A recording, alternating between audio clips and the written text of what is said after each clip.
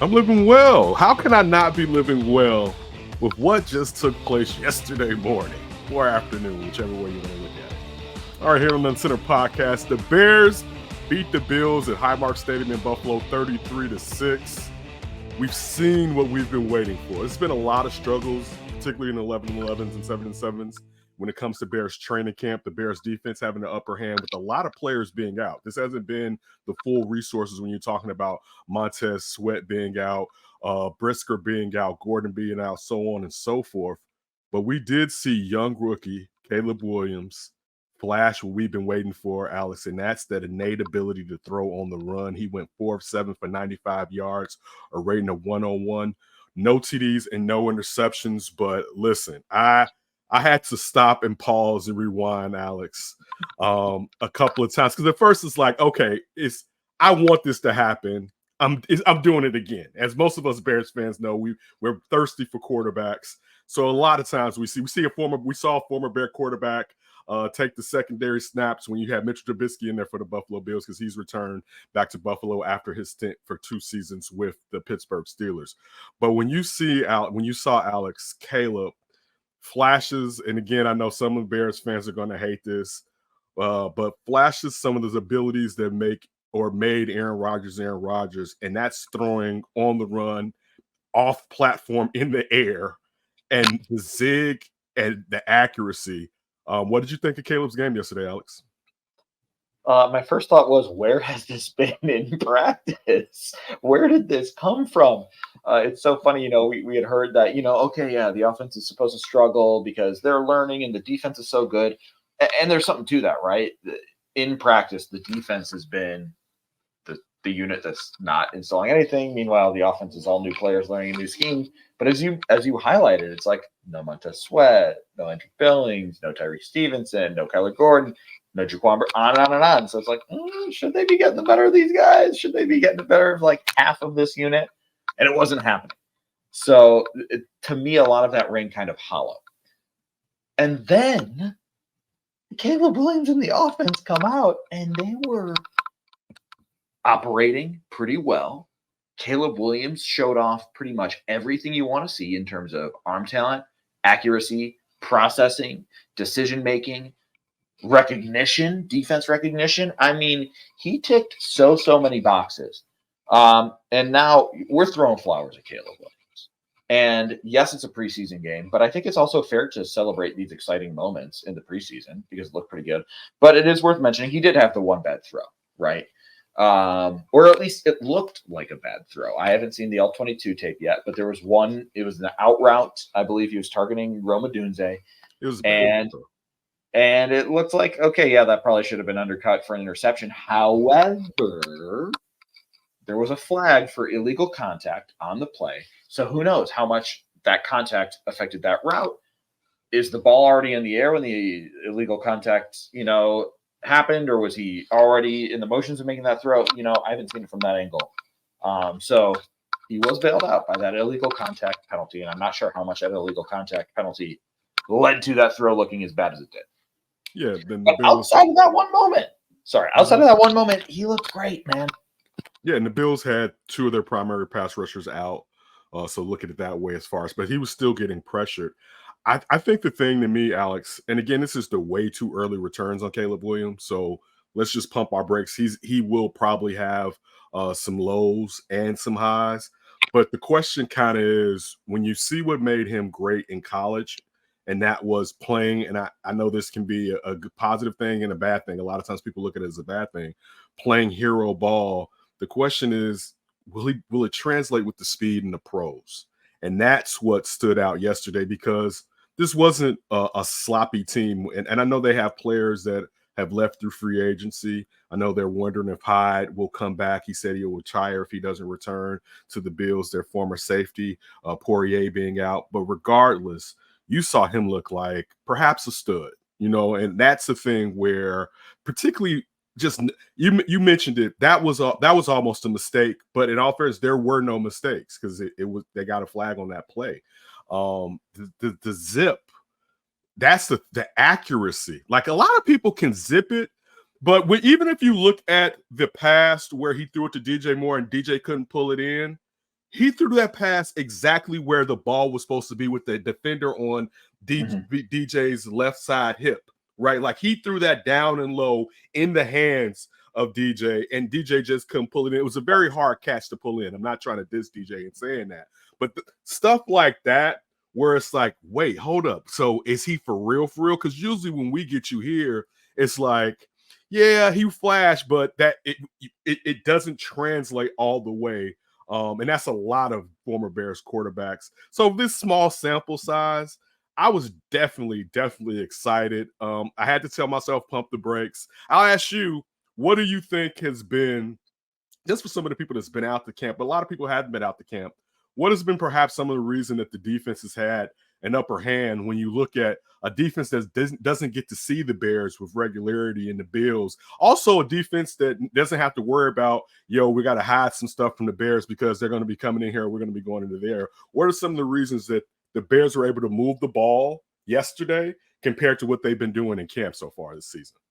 Well, I think one is the defense actually probably is really good.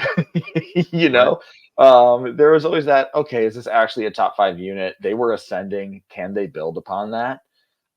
And I think having Tremaine Edmonds and TJ Edwards out there playing real football, they looked good. Yeah. Jervon Dexter, Andrew Billings, who was back healthy playing, they looked good. Jalen Johnson looked great. So all of these players who were back playing real football, I mean, they looked legit. To me, the defense looked like it was ready for week 1. And then you look at what the Bears did on offense and why did they have success? I think, again, a lot of it goes back to Caleb Williams. Now, we got to give the offensive line some flowers. There were some moments where it was tough, where somebody's getting beat and a running play is going nowhere, or there's a lot of pressure right away. But then there are other moments where they created really big holes.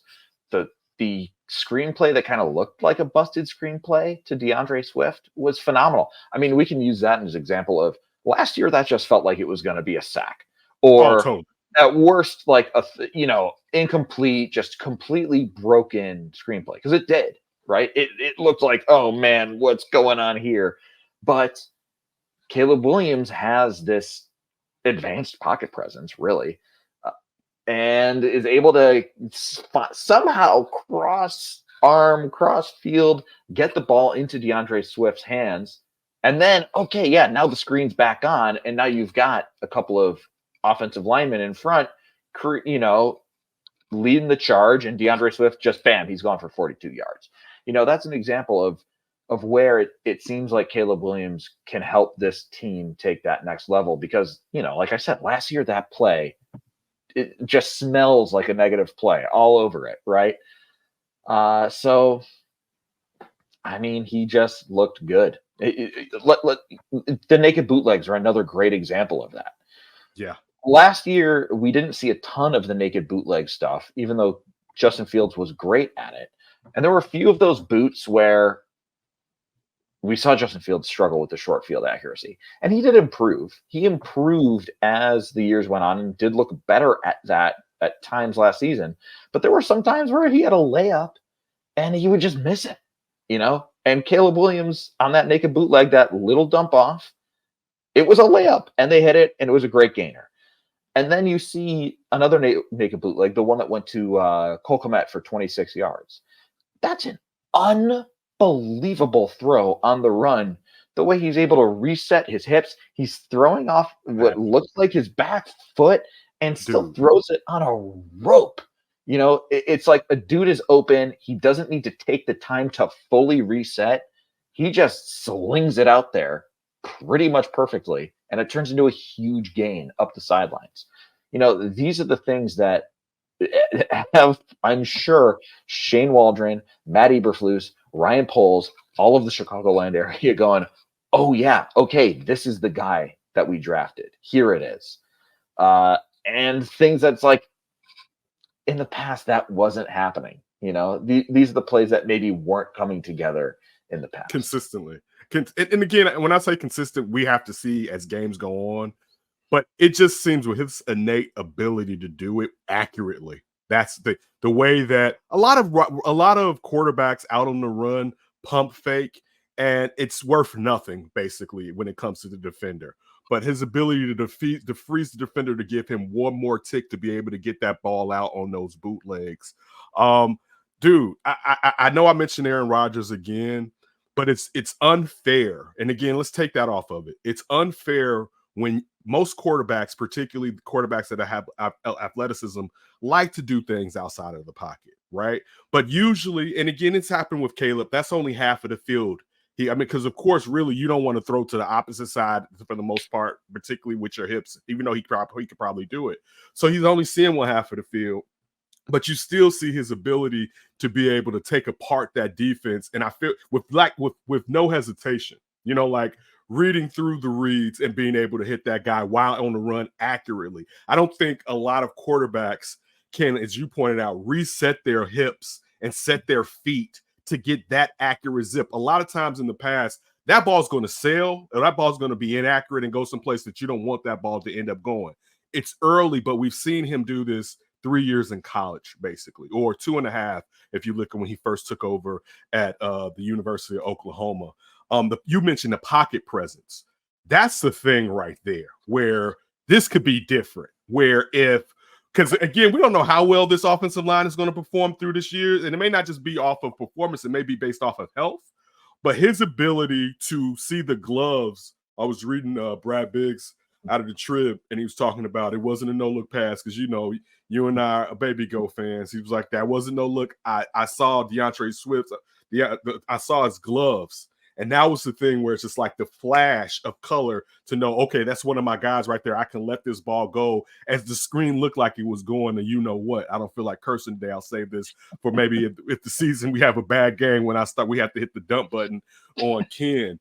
But that's where, to me, it seemed like, man, could this finally be? And I guess people tell us in the comments, it's a small sample size, but this alleviate any fear that you were beginning to have? Or if you never believed in him as much, did this perhaps help you now think perhaps the Bears made the right decision in drafting this young man and giving him the keys to the franchise? But yeah, with Caleb, I was excited. I was happy too, because you look at it in the past when the offensive line has been banged up, they held out Justin, that they gave him those couple of series to get out there to see live action against one of the better teams. This team is still going to be, and of course, they traded away, I shouldn't say lost, but they traded away Stephon Diggs. But even with trading away Stephon Diggs, I still expect this to be one of the better teams within the NFL and within the AFC. So I think it was a really good barometer, particularly when you have injured players on both sides of the football. I thought it was a good barometer to start off the season in the first NFL reps that young rookie Caleb Williams took on in this second preseason game of the Bears. Absolutely. There's one more play I think we should really highlight before, we wrap up Caleb Williams talk in terms of post-snap recognition, because this, he, not necessarily this phase, but he said, something I need to get better at is blitz recognition and kind of moving my eyes around and getting used to that. This isn't that, but Jim Miller laid it out perfectly. It was the 3rd and 9, I want to say, scramble that he had for a first down. The Bills show a single high safety look. Mm-hmm. And as the ball is being snapped, the safety dumps out, and it quickly, it becomes clear that it is a too high safety look with man coverage underneath, right? So the Bills show one thing, do another thing. And you can see Caleb Williams recognizing it. And then when he looks and says, all my guys are covered, okay, what's the way to beat this? It's with my legs. Mm-hmm. And that's exactly what he does. He runs away from DJ Moore is taking a defender one way and he runs the other way, and it's nothing but green grass in front of him.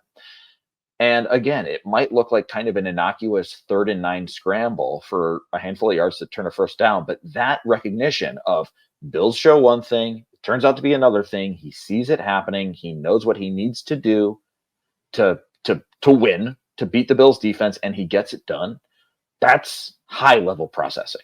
That's good stuff in a first preseason game, because we know NFL defenses are going to do that to Caleb Williams a lot. It's going to be a lot of shell coverages. It's going to be a lot of disguised looks, and it's going to be a lot of running into the real coverage at the last moment.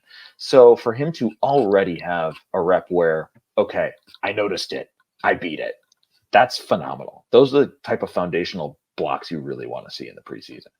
Great point. I totally agree with you. And that's one of the things I don't think we focus on as much, having a quarterback who was one of the faster quarterbacks in the NFL in Justin Fields, but you still have a pretty athletic quarterback. He's not going to lead the league in rushings for quarterbacks this year. You don't want him to. And Caleb Williams. What did you think of the play call by Shane Waldron, first-year offensive coordinator for the Bears? I'm not going to look too much into the play calling because I think it was clear that they wanted to work on some very specific things. Like that naked bootleg, they wanted, they worked 3 of those naked bootlegs in. And, I don't think he was really game planning a specific, here's a scripted first 15 plays. But the naked bootleg stuff looked good. I liked the kind of different run looks we got. They really gave Velus Jones some work at running back. We got to see some of the wide receiver end around things, right? Tyler Scott, it was botched. Tyler Scott muffed the handoff, but we got some of those looks. And then there was a good mix of the inside zone, outside stuff. There was a good mix. There was a nice mix. I think we saw some halfback draws in there also. So good mix of run stuff. They clearly wanted to work on the bootleg stuff. But I don't necessarily think this was, a look at Shane Waldron necessarily like game planning. I don't even mean it. If it's not game plan as much, and I'm with you as far as you're working on something, but it's the ability to integrate the passing game and the running game consistently, where that would be an issue in the past. And this is with the Bears team that was a really good running team, but Getsy didn't bridge them consistently where it functioned properly in a way where it's built to set teams up. And that's the thing where, again, this is early, but it made sense. It wasn't one of those things. You know what? I'll put it like this.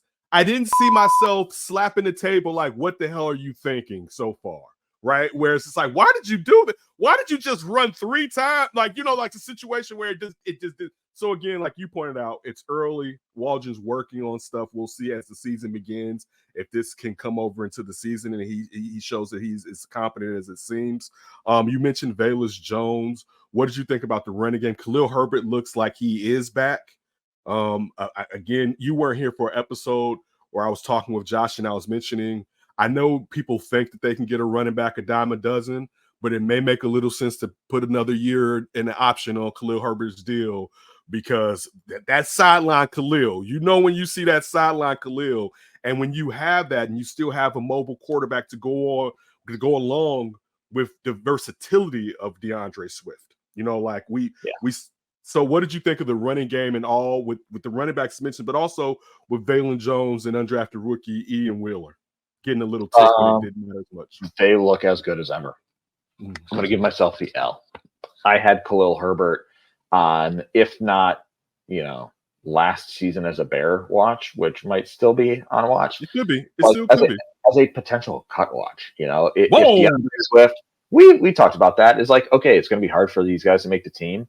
And if Velus Jones, and again, this is talking super hypothetical at the beginning of the summer, like if Velus Jones turned into this dynamic kickoff guy and Khalil Herbert is no longer needed on kickoff and Roshan Johnson and DeAndre Swift are that perfect 1-2 punch, that's like, where does Khalil Herbert fit? Well, Khalil Herbert showed us where he fits. And it is right there when DeAndre Swift needs a blow after running 45 yards on a screen and you need somebody to go right in and pick up the slack. Khalil Herbert is still that guy. We talked about it. It's like, was Khalil Herbert ever healthy? You just said it. Yeah, he looked good. He looked like somebody who was reading and listening to people who said, "Oh, I don't know, is he on the way out?" And said, "He's reading your articles." Yeah, he looked like he had something to prove, and he looked great. So I thought Khalil Herbert was really nice. Velus Jones, it's the good and the bad. I mean, there are moments where you go, "Oh, this is obviously why the Bears like Velus Jones as a running back, because he showed that burst. He's embracing that contact, like pushing guys forward. Do you see all that?" And then there's the moments where he's tripping his feet up with the quarterback and falling down behind the line of scrimmage. And then, the muffed kickoff again. And it's just like how much of the tripping and the muffing can the Bears live with to get to this is a big guy who's shifty with the ball in his hands.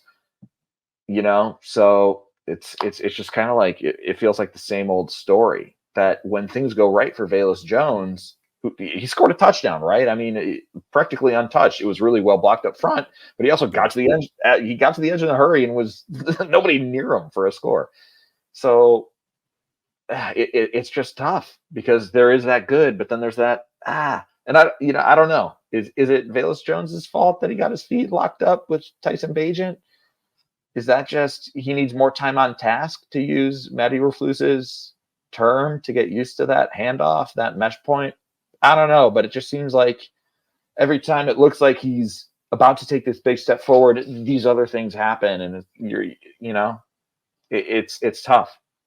Do you think he would clear waivers and make it to the practice squad if they ended up letting him go? It's a good question. Probably, yeah. Because I don't know. I don't know, but my gut check says yes. I think there still could be use for Velus, but as Ryan Poles has pointed out, this team is a lot harder as far for players to get positions or get spots rather, because there's a lot more competition than they had in the past. But to me, I think the problem is, and it's not a Waldron thing because he just got here, but this should have been something they should have been doing more with Velus in the past, where the plan should have always been, let's take advantage of the speed. It's not working in the pass game.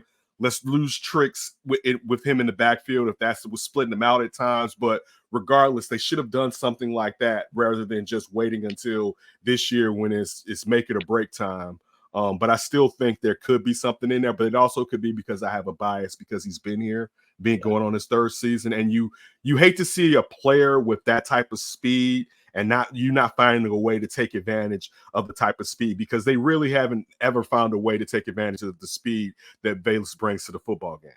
Well, it's interesting. They tried it a little bit his rookie season, if you recall, right? His first touchdown was a rush, and they were using him on those end arounds because it wasn't clicking in the wide receiver department. And then they kind of moved away from that last season as he focused more on being a wide receiver. But yeah, you would imagine that somewhere out there, someone believes they can unlock something in him, right? And I don't know the full scope of the kickoff and, competitions across the league. But if there's a team that says, we're not happy really with any of our kick returners, and we bet we have one tweak, or we can do this one tip, and that's going to unlock it for him, you can see a team taking a chance on him because of the athletic profile that he has. Particularly with the new rules. Like, that's the thing where and again, now this is just, I'm making this up as I go along to a degree. But if someone could unlock him, you would hate to see when someone does find out how to take advantage with the proper players out there on these return rules. You would hate for him to be a guy that gets unlocked by another team. But again, I can't blame the Bears because they only have so many positions. Well, so they haven't cut him yet. I hope they don't. But you pointed out the fact that it's 2 steps forward, it's 2 steps back. I'm not even going to say it's 3 steps back, but it's, you think we're past this, and then it's like, oh, we're not past this. And it gets to the point when you look at DeAndre Carter, you look at the fact that Scott's probably going to end up making the team. You look at what Colin Johnson may end up making the team. So like that's where the numbers game, like how effective is he out on coverage on special teams? It's stuff like that to where it may not fit. I'm not saying he's cut. I hope he's not cut, but I hope he's not cut because of a bias. I know it's a bias. I'm not going to lie. People sometimes just own your stuff. I know I'm biased to Velus because I want him to succeed, and I don't want him to go somewhere else to succeed, even though I'll say this, if he is released, I hope he goes somewhere else and he succeeds. Were there any other players that stood out to you on offense? You got, probably your third, your fourth tight end, but maybe your second. I want to say this. You have your fourth tight end, but your third pass catching tight end is what I'm trying to say, behind Everett and Cole Kmet. You have Sweeney, you have Bates, and you have Carlson. Which one of those guys do you think is kind of separating himself from the pack, Alex? I mean, it's tough. They've all looked good at times. Mhm. I don't know if the Bears carry a fourth tight end. You Even if he plays imagine special teams? it's going to come down to special teams. And then it's beyond special teams. It's going to come down to what is the body type that we want? What's the type of player we want? Because the Bears, I think, are still working through that. And they've said that, hey, this preseason game and throughout the rest of the summer, we're going to try different alignments. We're going to try different body types and different positions. We're going to see what we like. And then based on that decision, I think, again, if they keep a fourth tight end, that is probably where that decision is going to be made. It's not going to be Sweeney tearing it up in the middle of the field or Brendan Bates, making good catches. Stephen Carr, all of them have made good plays on offense. Mm-hmm. But I don't think it's going to be the plays on offense that play into that position battle at all. All right, switching over to defense. What did you think about the pressure? Billings being out, Sweat being out. This was the first time that, if you haven't been to camp, that we've seen Javon Dexter with the improved body type. Dominique Robinson flashed early in the game. What guys stood out to you and why, Alex? A lot. First thing that stood out to me was not a guy in the field. It was Eric Washington. And if we want to talk about play calling mix, and where I wasn't reading too much of it on the offensive side, I thought Eric Washington, his play calling mix was actually really good in terms of dialing up more blitzes than expected, because we know that the Bears want to get home with 4. And then when they're bringing that pressure, how much pressure they're bringing. And then again, simulating and then dropping back into all dudes in coverage. I thought that was a really, really good mix. He, as I said, brought more pressure than I expected. He was bringing guys from different areas. We saw Tremaine Edmonds.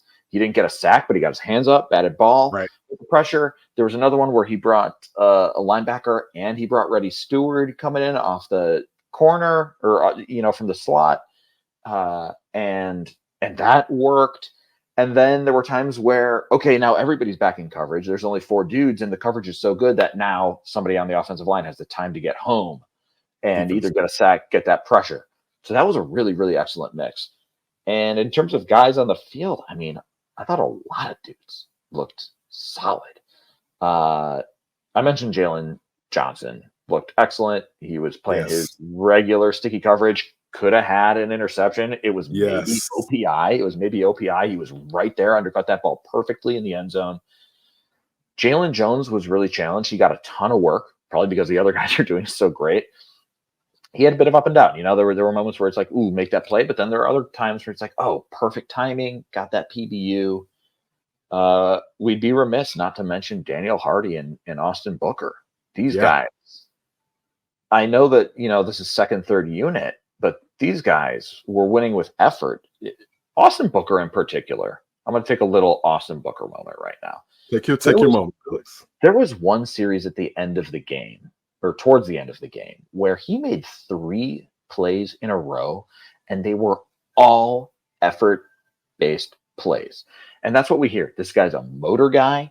He's an athlete, and he exactly. Jim Miller said it so many times. The diet Max Crosby, I guess, for lack of a better term, but he could, you see those traits, and again.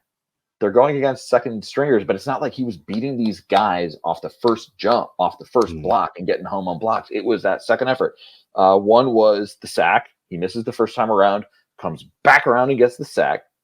And then the very next play was a second effort tackle in pursuit in the run game where, again, I didn't get him on the pass. It's a run play, and I'm going to track him down from behind, and I'm going to make the tackle. And then the third snap in a row, it was another second effort sack, where he's trying to get there, shifting around, and then finds his way around and makes a little shoestring sack at the guy's legs. And it was just like, bam, bam, bam.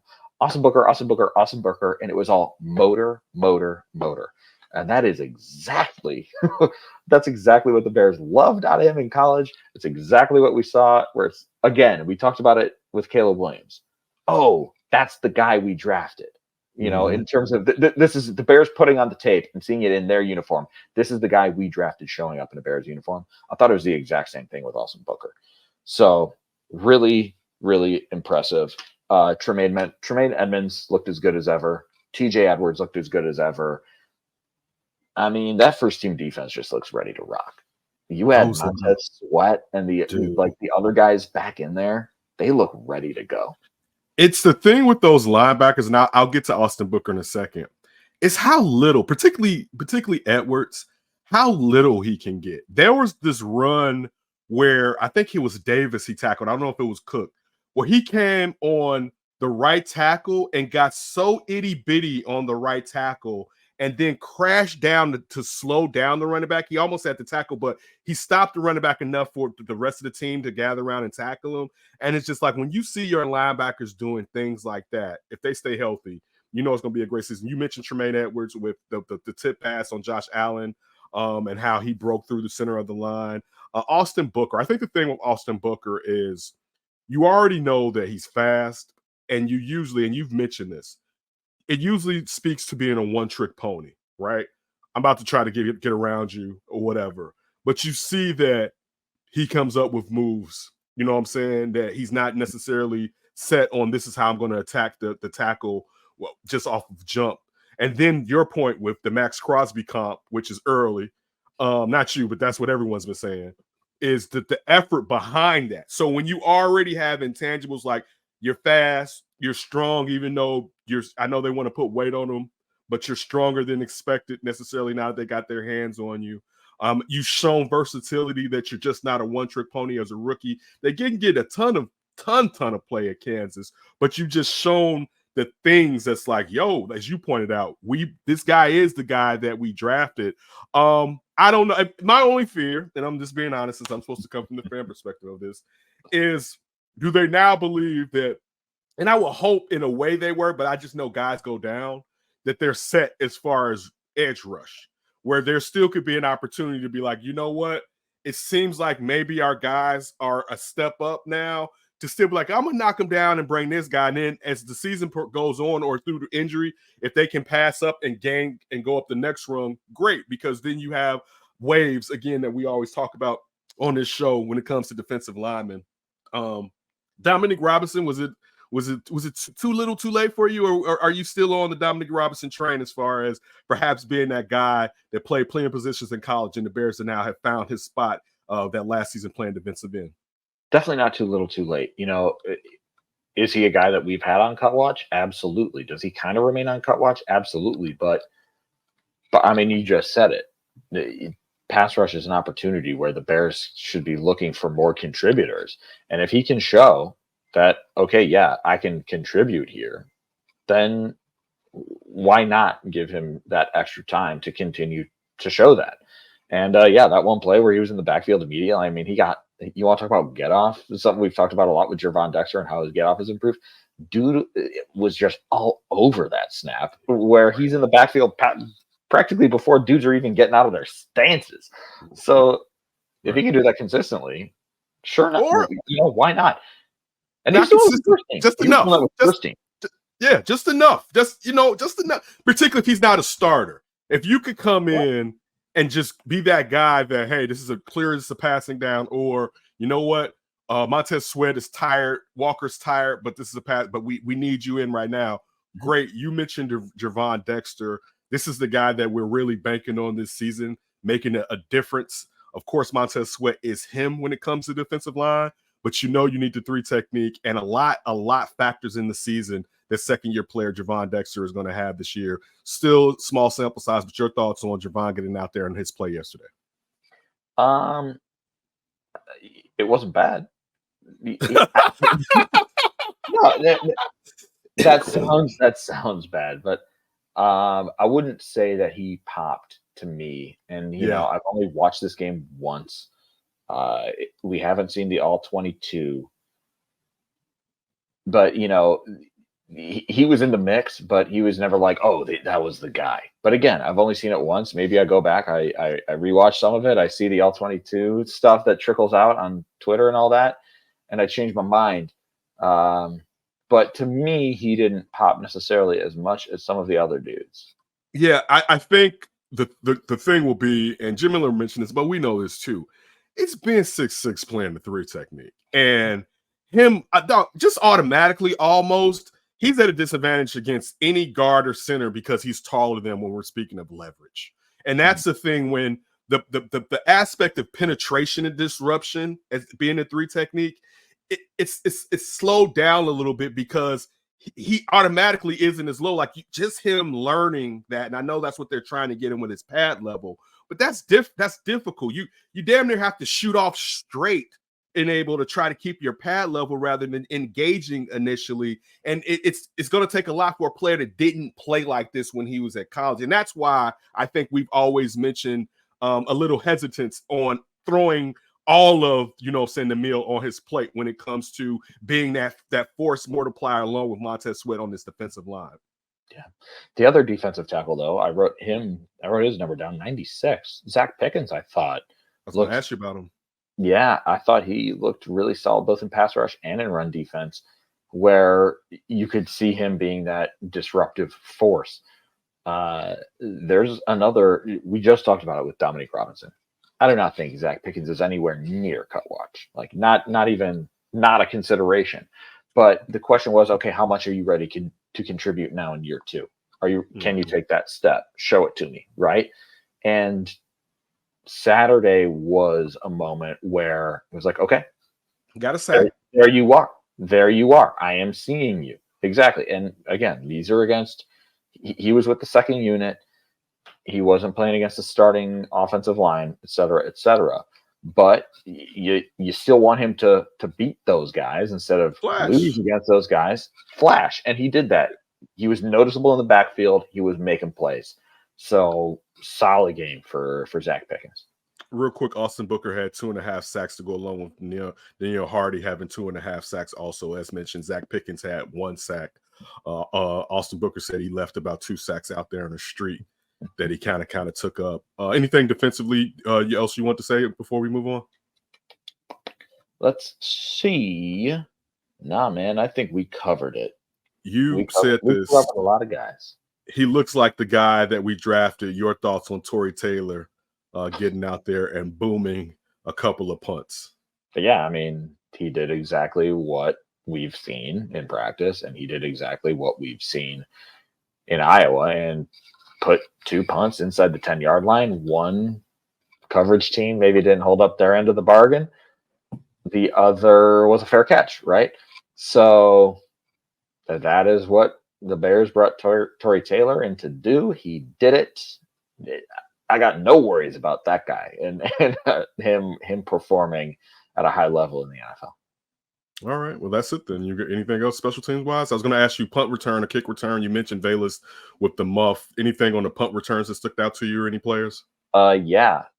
The Bears need Patrick Scales to get healthy because there was again, they did not replay it on the TV and they didn't show another angle of it. So it's hard to tell exactly what happened, but from the brief look that we got from the bad angle on the broadcast, to me, it looked like the missed extra point was a backup long snapper, bad snap. And then that, from there, that messes up the operation, right? It all starts with that snap. Cam Lyons has been filling in for Patrick Scales and, has been, for the most part, doing a solid job. If you don't notice the long snapper, he's doing a great job. But in that moment, it was like, ooh, it looked like a bad snap. Tory Taylor couldn't get it down time. It was all messed up. Cairo Santos misses the extra point. So Patrick Scales, the Bears are probably looking for you to get healthy, big man. Great point. I want to thank Claire, Tony, of course, Josh. Velus Shapiro. I am Kenneth Davis. We'll be back later on this week to preview the Bears' upcoming game and talk a little bit more about the great Caleb Williams as we move forward. We always appreciate you all taking a little bit of time here for us here on NBC Sports, talking about some Bears and, of course, some NFL football. Thank you. Congrats. You finished the video. If you want to build on that success, download the NBC Sports Chicago app. It's got highlights, exclusive insights, and push alerts tailored to you. Everything you need to be a real Chicago sports fan. Download it now.